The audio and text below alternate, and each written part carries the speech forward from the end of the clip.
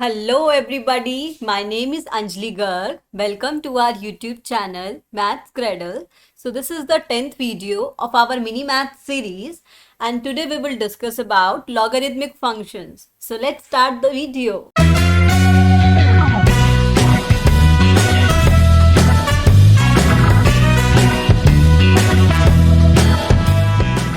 तो last class में हम लोगों ने एक्सपोनेंशियल फंक्शंस के बारे में पढ़ा था, ठीक है।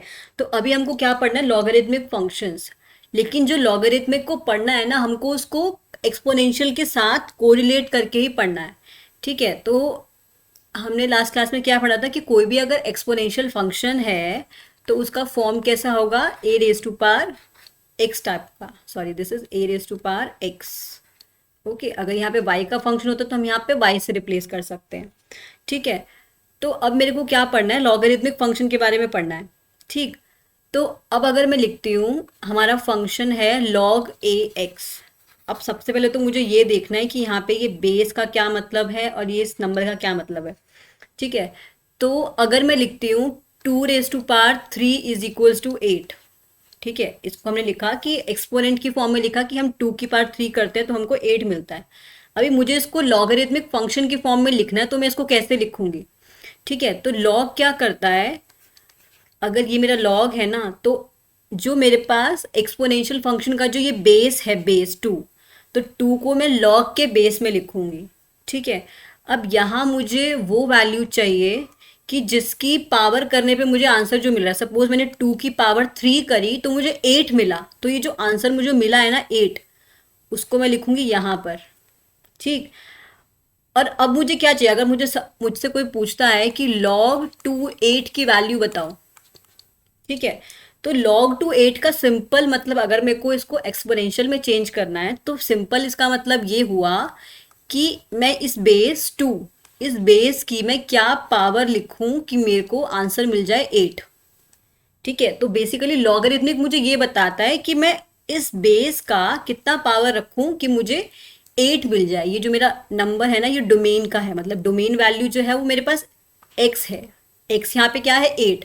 तो मुझे 2 की क्या वैल्यू रखनी पड़ेगी कि मुझे 8 मिल जाए। तो मुझे पता है कि मैं 2 की पावर 3 रखती हूँ तो मुझे 8 मिलेगा।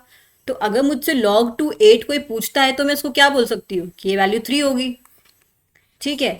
सिमिलरली अगर मुझसे कोई पूछता है log 3 of 27 क्या होगा, तो अब क्या करना है, मुझे 3 की कोई ऐसी पावर ढूंढनी है कि मुझे 27 मिल जाए, ठीक। तो 3 की पावर अगर मैं 3 रखती हूँ तो मुझे क्या मिलेगा, 27 मिलेगा। तो log 3 27 क्या हो जाएगा, 3 हो जाएगा, ठीक है। तो ये तो हमने एक बेसिक सा फंडा सीख लिया कि भाई लॉगरिथमिक का क्या मतलब है। बेसिकली जो लॉगरिथमिक और जो एक्सपोनेंशियल फंक्शंस होते हैं दोनों इन्वर्स होते हैं एक दूसरे के, ठीक है। तो लॉगरिथमिक फंक्शन को अगर हम डिफाइन करें तो हमारे पास अगर फंक्शन है log a x, ठीक है। तो ये जो वैल्यू ऑफ बेस, ये जो बेस वैल्यू हम a ले रहे हैं, this value should be not equals to 1 and the value of a should be greater than 0। Okay, so ये दो चीज़ें हमें कंसिडर करके चलनी है कि a की वैल्यू हमेशा 0 से बड़ी होगी और वैल्यू 1 कभी भी नहीं हो सकती, ठीक है।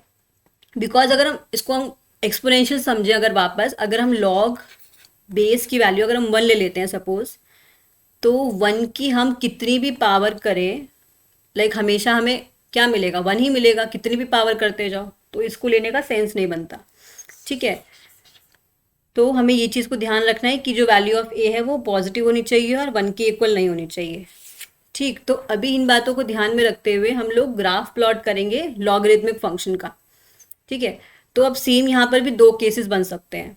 पहला कि अगर जो ये बेस है मेरा a, अगर ये a की वैल्यू हो जाती है मेरे पास greater than 1, so this is our first case कि अगर मैं a की वैल्यू को 1 से बड़ा ले लेती हूँ तो मेरा ग्राफ कैसे बनेगा।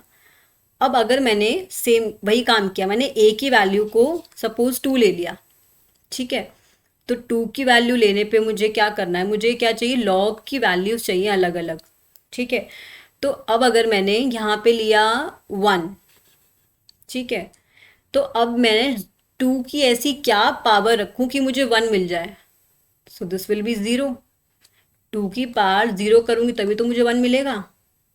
ऐसे ही अगर मुझे पूछा जाए two log base two and this value is also two, so मैं टू की क्या पावर करूँ कि मुझे वापस टू मिल जाए? तो two raise to power one is two, so this value should be one.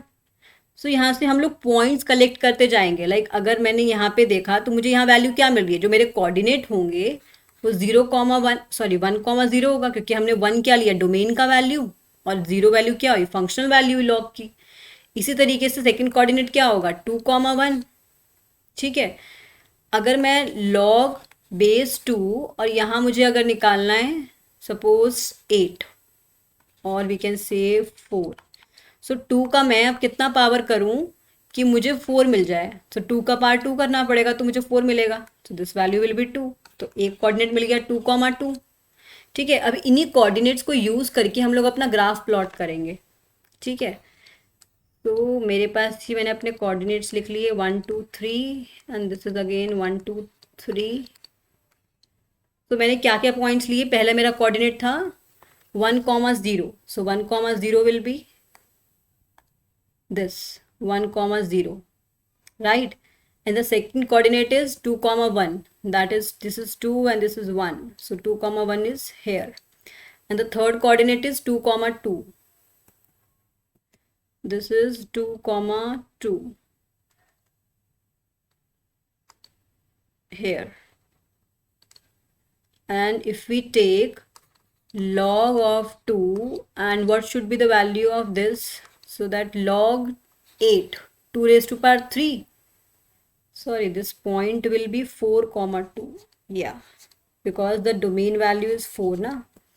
So this value will be, this is 4 and this is 2, 4 comma 2, this is the next point.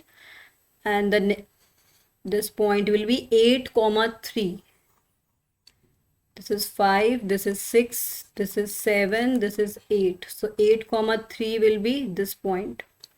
Okay, next if we want to plot for the negative numbers, that means we are taking base 2 and we want our function to be what we should do, 2 raised to power, so that the value will be 1 by 2.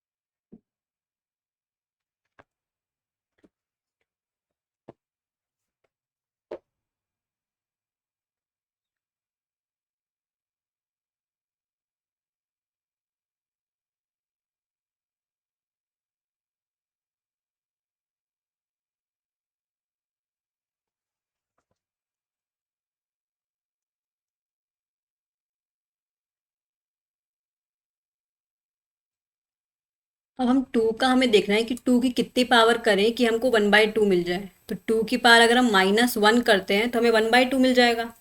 ठीक है, ऐसे ही अगर मैं log base to, मेरे को one by four चाहिए, तो to की पावर मेरे को माइनस टू करना पड़ेगा, सो दैट टू की power minus two will be one by four.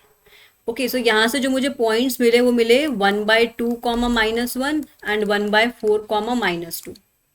Okay, so the point will be 1 by 2 comma minus 1 and 1 by 4 comma minus 2. So join these points.